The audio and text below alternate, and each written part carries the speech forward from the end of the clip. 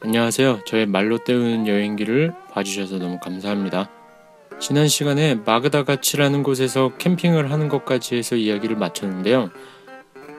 마그다가치에서 캠핑을 할 때까지는 한국인 여행자분들이랑 같이 다녔는데 이분들이랑도 계속 같이 다닌 건 아니고 어쨌든 경로가 같으니까 서로 각자 이동하다가 장소가 겹치면 같이 캠핑도 하고 이렇게 다녔거든요. 그래서 마그다가치에서도 저희가 따로 출발했어요. 출발할 때는 또 혹시나 오늘 가다가 적당한 곳이 있으면은 모이기로 하자. 그래서 저는 마그다가치 출발해서 스코보로디노라는 곳을 가보기로 합니다. 구글 지도에서 보면 이렇게 다 러시아어랑 영어로만 표기가 되어 있는데 한국어로 표기가 되어 있는 거는 왠지 뭔가 좀 큰 도시인 것 같잖아요. 그래서 방문을 하기로 하고, 자, 가는 길에 잠깐 찍은 사진인데 이렇게 러시아는 자작나무 숲이라고 하잖아요. 나무들이 이렇게 우거진 곳이 길 옆으로 쭉 연결이 돼 있는데 특이한 게 이렇게 나무 밑둥이 어느 부분까지 다 시커멓게 돼 있어요. 그래서 제가 이게 산림을 관리하려고 일부러 태우는 건가 이런 생각도 했었는데 나중에 만난 다른 친구 얘기로는 일부러 이렇게 태우는 일은 없다고 하더라고요. 그런데 혹시나 어떤 사람들이 이유가 있어서 나무를 태워가지고 관리를 하는 경우는 있다는 것 같아요. 그래서 신기해서 찍어본 사진이고, 러시아의 도로는 계속 이런 느낌으로 진행이 됩니다. 왕복 2차선의 도로가 있고 옆으로 숲이 펼쳐져 있고, 그리고 안타깝게도 이렇게 상태가 안 좋은 도로들이 중간중간 많이 있어요. 속도를 내고 달리다가 이런 데 빠지면 정말 큰일 나겠죠. 그런데 길이 다 이런 건 아니고 전체적으로는 사실 제가 생각했을 때는 괜찮았던 걸로 기억을 하고요. 이때만 해도 정말 날씨가 좋았는데요. 구름이 많은 게 조금 그럴까요? 아니면 제가 하루에 먼 길을 달리기 때문에 그럴까요? 조금 있다가 비에 대한 이야기를 하도록 하겠습니다. 러시아 주유소를 다니다 보면 이렇게 다른 오토바이 여행자들도 만나게 됩니다. 이제 반대편인 유럽에서 출발해서 오는 친구들도 있고, 저나 그 호주에서 왔던 친구처럼 블라디보스톡 쪽에서, 한국 쪽에서 출발하는 경로도 있고, 그러다 보면 굉장히 많이 마주치는데, 또 오토바이 여행자들끼리는 이렇게 서로 만나면 인사도 하고, 내가 지나온 길은 이렇더라 저렇더라, 그리고 상대방 서로의 오토바이 기종에 대한 정보들도 좀 나누고 그런 이야기들을 하는 편입니다. 러시아 주유소는 대부분이 셀프 주유소예요. 제가 나중에 도시에 들어가서나 한두 번 직원이 넣어줬던 것 같고, 그 전까지는 전부 셀프 주유소입니다. 그래서 위에 옥탄가가 적혀있죠. 80에서 92, 95, 그 다음에 이거는 휘발유가 아니라 뭐죠? 경유? 네. 이렇게 들어가 있는데 80은 글쎄요, 80 들어가는 차가 있을까요? 정말 대형 트럭 이런 걸지. 저는 90이나 95를 넣어야겠다 생각했는데 92도 그렇게 큰 문제는 없었던 것 같습니다. 저 여행할 당시에 기름값은 휘발유가 하나로 리터당 한 800원 정도였던 걸로 기억을 하고요. 카운터에 가서 먼저 내가 옥탄가 몇에 휘발유를 넣겠다 얘기를 하고 돈을 지불하고 와서 내가 셀프로 주유를 한 다음에 다시 카운터 가서 거스름돈을 받으면 됩니다. 아니면 애초에 얼마치 넣겠다라고 해서 거기에 맞는 돈을 줘도 되고요. 스코보로디노를 갔는데 사실 마을 자체는 그냥 특별한 건 없는 것 같아요. 제가 이 마을에 대한 정보가 없기 때문에 그런 걸 수도 있고요. 단지 마을 중앙에 이렇게 기차를 연상시키는 기념물이 있었는데 러시아를 횡단하는 열차에 대한 어떤 특별한 역사가 있는 마을인 모양이죠. 스코보로디노는 특별한 거 안 하고 저 한 바퀴 둘러보고 마을 사람이랑 인사하고 슈퍼에서 제 생각에 콜라 하나 사 먹고 바로 나온 것 같아요. 옆으로 기차가 지나가는 길에서 찍은 거거든요. 근데 이 사진에서 제가 얘기하고 싶은 거는, 러시아어에 대한 문제점에 대해서 몇 번 언급을 했잖아요. 이제 저도 영어를 잘 하지는 않지만 막상 가보니까 러시아 사람들이 전혀 영어를 사용을 안 하고 있고, 그리고 러시아어도 키릴 문자 정도 외워가서 글자는 읽을 수 있었지만 그것만 가지고서는 의사소통에 굉장히 어려움이 있더라고요. 이렇게 오토바이 윈드스크린에다가 중요한 단어라든가 표현들을 붙여가지고 중간중간 필요할 때 이렇게 단어들을 외우면서 다녔어요. 그래서 사실 여기 있는 단어들을 다 외우진 못했는데 몇 가지 표현들만으로도 굉장히 유익한 여행을 할 수 있었거든요. 그래서 이게 여행이라는 게 뭐 러시아뿐만 아니라 어딜 가도 의사소통이 되면은 진짜 풍성한 여행을 할 수 있을 것 같아요. 현지인들한테 어디 가면 좋냐, 뭐가 맛있냐 이런 것도 물어볼 수 있고, 저도 이때부터 이제 본격적으로 러시아어 공부를 시작했는데 굉장히 도움이 많이 됐습니다. 자, 스코보로디노를 나올 때만 해도 이렇게 날씨가 좋았는데 여기서부터 이제 비가 엄청 내리기 시작해요. 그래서 이 이후에 중간에 제가 사진이 없어요. 비가 진짜 너무 많이 내려가지고 제가 사진을 찍을 수도 없었고, 찍어야 되겠다는 그런 마음을 먹을 수 있는 여건도 안 됐고, 일단은 제가 길을 잘못 들어서 스코보로디노에서 빠져나오는데도 시간이 상당히 걸렸고, 그리고 본격적으로 큰 길로 다시 복귀해서도 지금 벌써 해가 지는 시간이더라고요. 그런데 비는 엄청나게 내리지, 해는 떨어지고 있지, 바람도 엄청 불지. 바람이 엄청 부니까 이 오토바이 같은 경우는 한번 바람이 불었다 하면은 오토바이가 그냥 날아갈 정도, 막 옆으로 밀릴 정도로 바람이 불거든요. 근데 비까지 내리지. 그래서 어떻게 해야지 이제 고민이 되는 거예요. 다른 한국인 여행자분들이랑 카톡을 이렇게 해봐도 제가 이제 스코보로디노에서 길을 잃어가지고 헤맨 시간이 너무 되다 보니까 거리가 떨어져 있고, 그냥 지금 혼자 어디 구석에서 빨리 텐트 피고 자야 되나 이렇게 좀 힘들어하고 있었어요. 막 몸도 젖고 방수 자켓을 입고 있다고 해도 어쨌든 겉에가 다 물이니까. 이제 제가 비도 오고 하니까 시속 한 40-50km로 엄청 천천히 달렸거든요. 비상등을 켜고. 그런데 이제 어떤 캠핑 트레일러 같은 차가, 큰 차가 제 옆으로 이렇게 제가 천천히 가니까 추월해서 지나갔다가 한 5km 정도를 더 가니까 그 차가 비상등을 켜고 앞에 서 있는 거예요.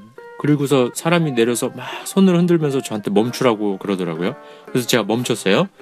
아주 간단하게 이제 영어를 할 줄 아는 분이었는데 자기 트레일러에 붙은 스티커를 막 보여주세요. 그래서 막 이거는 뭐고 그게 뭐냐면, 러시아에는 오토바이를 타시는 라이더분들의 클럽이 지역마다 이렇게 잘 돼 있는데 그 클럽을 상징하는 스티커들이 캠핑 트레일러에 붙어 있는 거예요. 나도 오토바이를 탄다 이렇게 하면서 저를 이제 안심시키고, 오늘 어디서 잘 거냐? 제가 아직 모르겠다, 지금 텐트 쳐야 될 것 같다 이렇게 얘기를 했더니, 그러면 나를 따라와라. 여기서 한 10km 정도 더 가면 어떤 동네가 있는데 거기 라이더 클럽이 있다. 거기 내 친구들이니까 너를 거기서 이제 재워줄 수 있을 거야. 이렇게 얘기를 하길래 따라갔어요. 따라갔는데 저는 40-50km로 원래 달렸다고 그랬잖아요. 근데 이 트레일러가 100km로 엄청 쏘는 거예요. 근데 가다 보니까 이제 완전히 해가 떨어져가지고 눈앞이 이제 안개가 끼기 시작하는 거죠. 비는 조금 잦아들었는데 제가 상향등에 안개등까지 켜고 달리는데도 아무것도 안 보이더라고요.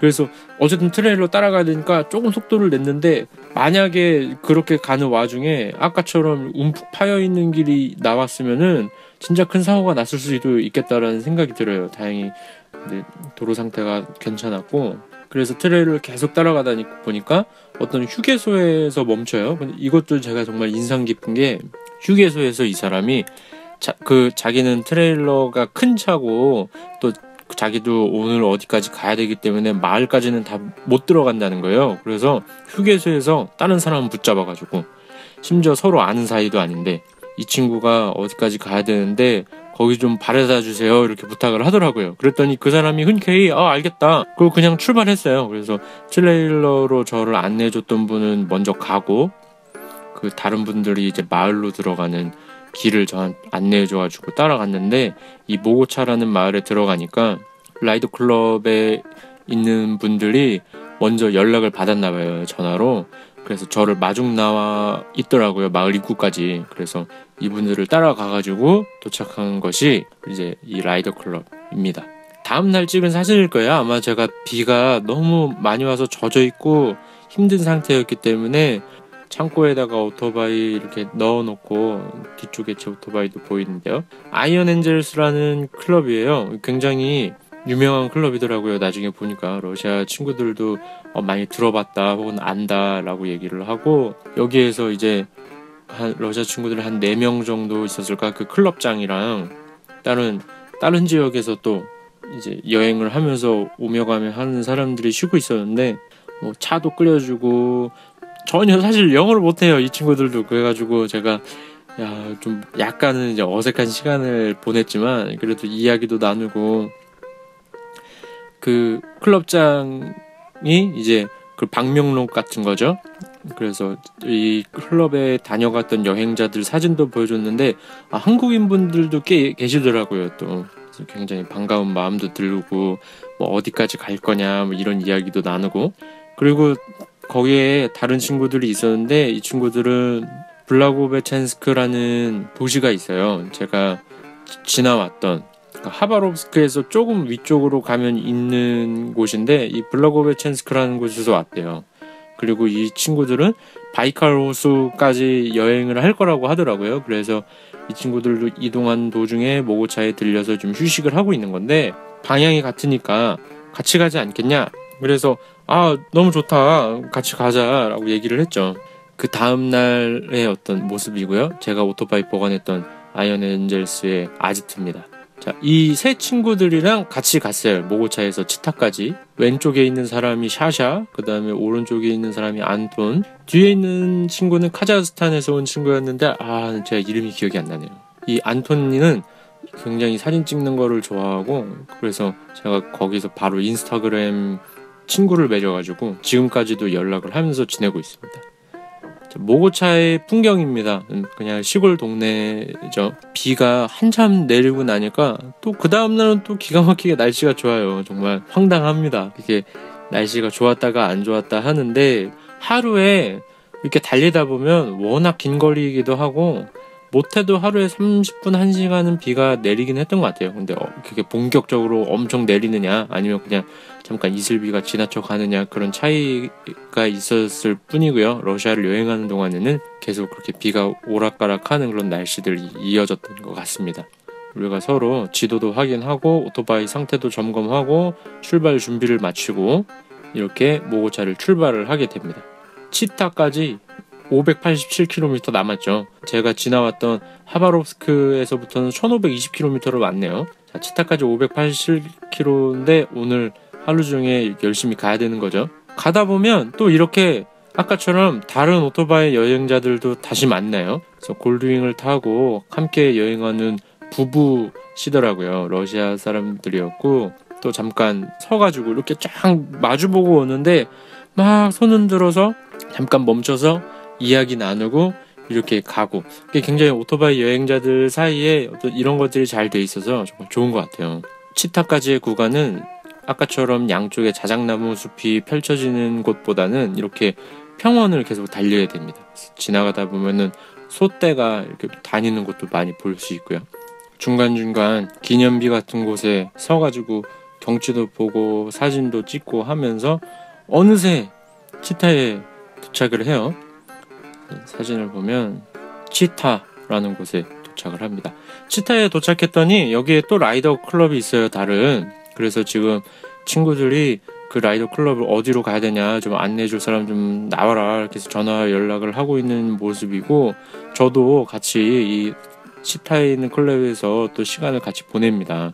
그래서 이렇게 새로운 라이더 클럽에 들어와서 주차해놓고, 여기는 이 클럽장이 약간 카페나 바를 같이 운영하는 곳이었는데 진짜 뭐 말도 안 통하는데 그냥 이렇게 시간을 보냈습니다. 이렇게 요리해가지고 간단하게 먹으면서, 그 안톤이라는 친구가 이제 간단한 영어를 할 줄 알아서 이 친구의 도움을 많이 받았죠. 다른 분들은 영어를 이제 전혀 못했고, 안톤이랑도 굉장히 단어로만 이제 이야기를 했는데 그마저도 정말 도움을 많이 받았어요. 이 친구인데 아까 얘기했듯이 지금 인스타그램 친구 맺어서 아직도 연락을 하면서 지내고요.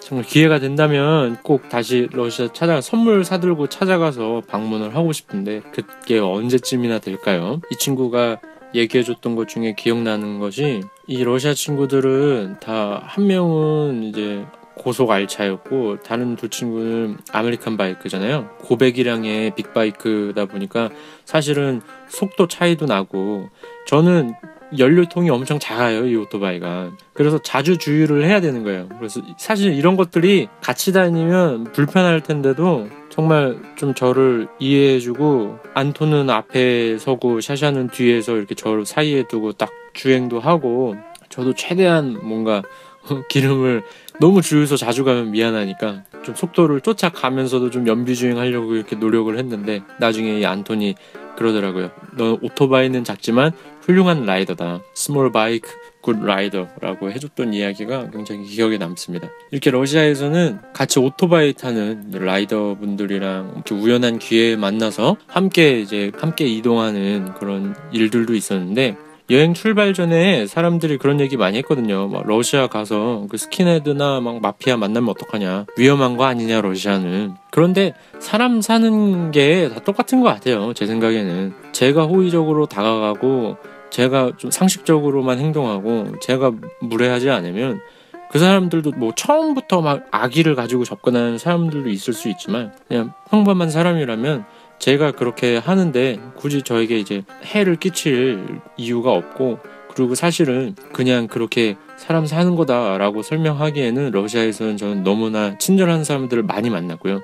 정말 좋은 추억을 보냈습니다. 저번 화에서처럼 마그다가치에서 이렇게 캠핑하면서 너무 멋진 풍경을 봤던 것들도 기억에 남지만, 제가 여행하면서 진짜 기억에 남는 것들은 다양한 사람들을 만나고 그 사람들에게 도움을 받았던 것들, 정말 기억이 남고요. 다음 화에서부터도 계속 이렇게 여행을 하면서 만났던 사람들에 대해서도 여행기를 이어가도록 하겠습니다. 그럼 오늘 5화 러시아에서 라이더들과 함께 여행한 이야기는 여기까지 마치고요. 구독하기를 눌러주시면 토요일마다 연재되는 제 여행기가 올라오면 알람을 받아보실 수 있습니다. 그러면 또 다음 주에 새로운 이야기로 찾아오겠습니다. 감사합니다.